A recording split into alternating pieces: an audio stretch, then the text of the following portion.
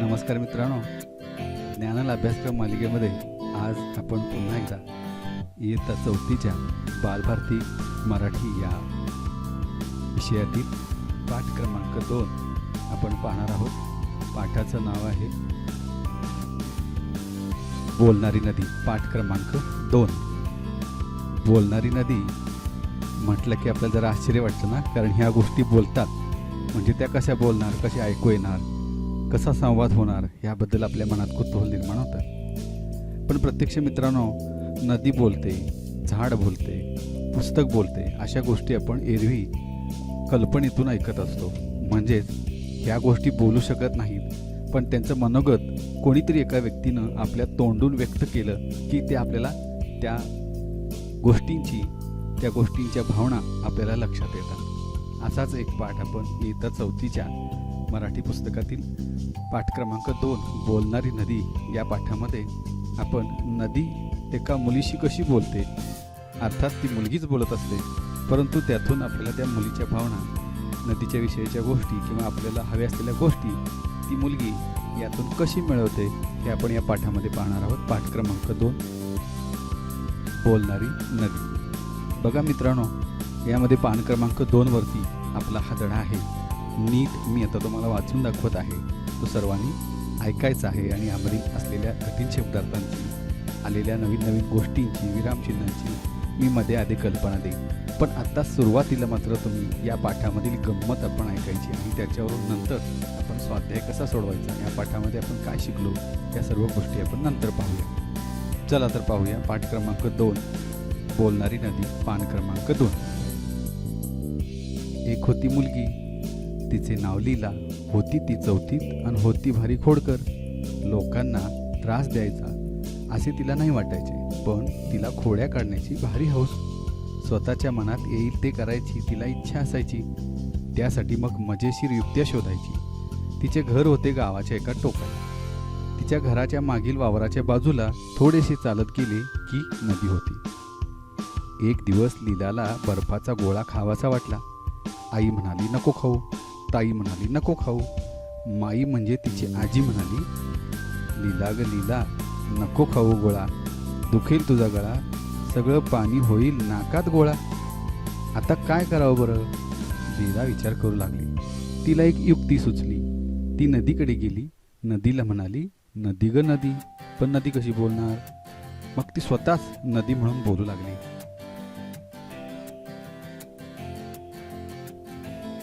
मग नदी ग नदी, लीलाला खायचा बर्फाचा गोळा, पण माई म्हणाली दुखेल गळा, खाऊ का नको? पण नदी कशी बोलणार? परत लीलाच म्हणाली मग खा की, पळत जाण पटकन खा. लीला म्हणाली अगं पण तुझं कसं ऐकू? ताई म्हणाली नको खाऊ, आई म्हणाली नको खाऊ, माई म्हणाली नको खाऊ, पण नदी कशी बोलणार? परत लीलाच म्हणाली अगं ताईपेक्षा मोठी आई, आईपेक्षा मोठी माई, पण माईपेक्षाही मोठी मी नदीबाई, माझं ऐक. बरोबर लीलाला आता ही युक्ती सुचली आणि तिने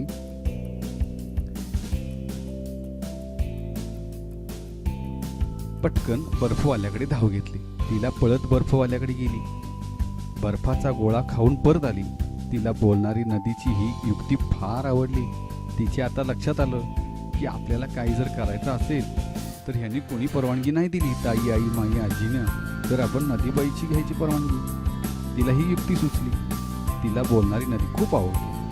ताई, आई, माई यांच्यापेक्षा मोठी नदीबाई. तिची परवानगी मिळाली की आपण हवे ते करू शकतो असं तिला वाटलं. एक दिवस लीलाला आला कंटाळा. तिला वाटलं बुडवावी शाळा. तिनं ताईला विचारलं. ताई म्हणाली नको बुडवू शाळा. आई म्हणाली नको बुडवू. माई म्हणजे आजी म्हणाली लीला ग लीला, आला जरी कंटाळा, बुडवू नको शाळा, शिकून सोडून होशील सुखी माझ्या बाळा. आता काय करणार लीला? आता लीला नेहमीप्रमाणे चिडली. कुणीच कसं शाळा बुडवू देत नाही. शाळेला जाते असे सांगून ती नदीकडे गेली. नदीला म्हणाली नदी ग नदी, लीलाला आलाय कंटाळा, बुडवावीशी वाटते शाळा, काय करू? पण नदी कशी बोलणार? मग लीलाच नदीच्या ठिकाणी जाऊन बोलली आलाय जर कंटाळा तर बुडव बिनधास्त शाळा. लीलानं ही युक्ती परत एकदा वापरली. ताई आई माईपेक्षा मोठी नदीबाईने परवानगी दिली म्हटल्यावर लीला शाळेला गेली नाही.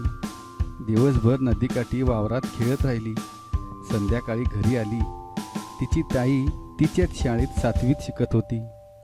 लीलाने शाळा बुडवल्याचे तिला कळले होते. तिने आई आणि माईला पण सांगितले होते. त्या तिघींना लीलाची बोलणारी नदी पण माहीत झाली होती. त्या तिघींनी लीलाची गंमत करायचं ठरवलं. तिला शाळा बुडवल्याबद्दल कोणीच काही बोललं नाही. काही दिवसांनी आला भोला. आता भोला म्हणजे हा लीलाचा मामा. भोला मामा येताना नेहमी खाऊ घेऊन यायचा. त्या दिवशी नेमकी लीला शाळेला निघाली तेव्हा तिचा मामा आला. लीलाला खूप आनंद झाला, कारण काहीतरी खायला मिळणार. काय खाऊ आणलास? तिनं दारातूनच तिला विचारलं मामाला. भोला मामा म्हणाला, लीला ग लीला, माझ्या लाडक्या बाळा, खाऊ म्हणून आणलेत बदामी पेढे 16 पेढे, ते पण बदामी. लीला एकदम खुश झाली, पण शाळेला जायला उशीर होत होता म्हणून ती पळाली. संध्याकाळी आल्याबरोबर मी पेढे खाणार, लीला ओरडतच गेली. शाळेत दिवसभर तिच्या डोळ्यासमोर मात्र पेढेच नाचत होते. अभ्यासाकडे लक्ष नव्हतं. पेढे कुठे आहेत? लीलाने आल्याबरोबर आईला विचारलं. आई म्हणाली, शिंकाळ्यावरच्या बुट्टीत डबा ठेवलाय बघ. लीलाने स्टूल घेतलं आणि डबा काढला. उघडून पाहिलं तर डबा सगळा रिकामा. आई, यात एक पण पेढा नाही, लीला ओरडली. लीलाचं ओरडणं ऐकून आईला नवल वाटलं. आई म्हणाली, अगं असं कसं होईल? तिनं ताईला हाक मारली. नीला, ए नीला. काय ग आई? नीला परसातून पळत आली. अगं पेढे कुठे गेले? आईनं विचारलं. कुठे गेले म्हणजे? मीच खाल्ले. मी काढले 8 आणि नदीला दिले 8, नीला म्हणाली. तू बदामी पेढे नदीत टाकलेस, मूर्ख कुठली? आई नीलावर ओरडली. अगं हो, तू म्हणालीस पेढे नको खाऊ, माई म्हणाली पेढे नको खाऊ, मग मी नदीबाईला विचारलं. नदी म्हणाली, नीला ग नीला, पेढे आहेत 16, तू घे 8, मला दे 8. अगं पण नदी कशी बोलेल? माई आणि आई एकदमच म्हणाली. कशी म्हणजे? लीलाशी बोलते तशी, नीला म्हणाली. काय ग लीला, नदी तुझ्याशी बोलते? माईने विचारलं. अगं माई, तीच तर लीलाला गोळा खायला सांगते, शाळा बुडवायला सांगते, हो की नाही ग नीला? हो की नाही ग लीला? नीला मध्येच बोलली. लीला आता चिडली, कारण तिची खोडी तिच्यावरच उलटली होती. आता काय करावे बरे? तिनं थोडा विचार केला आणि म्हणाली, आता चुकळली. ताई आई माई, समजलं ग बाई, नदीशी बोलायला आता नाही जाणार मी. माई हसत कपाटाकडे गेली आणि डबा घेऊन आली. लीला आणि नीला, घ्या एक एक पेढा आणि खेळायला पळा. पेढा मिळाला असं म्हणत पेढा घेऊन लीला गोट्याकडे पळाली. आता ही काय म्हशीला बोलवायला जाणार की काय? माई हसून म्हणाली. बघा मुलांना गंमत आहे की नाही?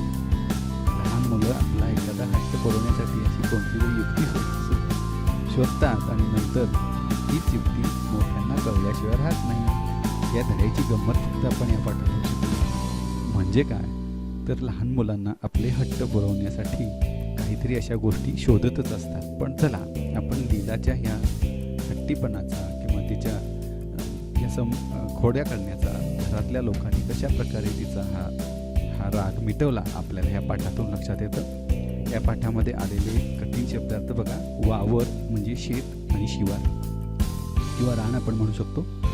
बिनधास्त या शब्दाचा अर्थ आहे बेफिकीर, म्हणजे कसलीही काळजी न करता बिनधास्त. शिंकाळे, आता शिंकाळे म्हणजे काय आहे? छताला टांगलेलं एक दोरीचं जाळं असतं, त्याच्यामध्ये पूर्वीच्या काळी दूध, दही, लोणी वगैरे ठेवतात. तुम्हाला माहिती आहे श्रीकृष्ण शिंकाळ्याचं लोणी खाणे फार प्रसिद्ध होतं. बुट्टी म्हणजे बांबूची टोपली आणि परस म्हणजे घरामागची मोकळी जागा. आता असा हा पाठ आपण बोलणारी नदी प्रत्यक्षात तिलाच बोलत होती, आपले हट्ट कसे पुरवून घेत होती, खोड्या कशी करत होती या पाठातून आपण शिकलो. पण मुलांनो, आपण लहान असताना अशा खोड्या करतो, पण मोठे झाल्यानंतर अशा खोड्या करू नयेत, कारण आपल्याला खोडकर असं समजलं जातं. आणि आपण लहान असतो, अल्लड असतो, त्यावेळी ह्या गोष्टी आपल्याला हट्ट पुरवण्यासाठी ठीक आहे. पण जसं जसं आपण मोठं होऊ तसं तसं ह्या गोष्टी आपल्याला नंतर समजायला लागतात आणि आपला खोडकरपणा कमी होतो.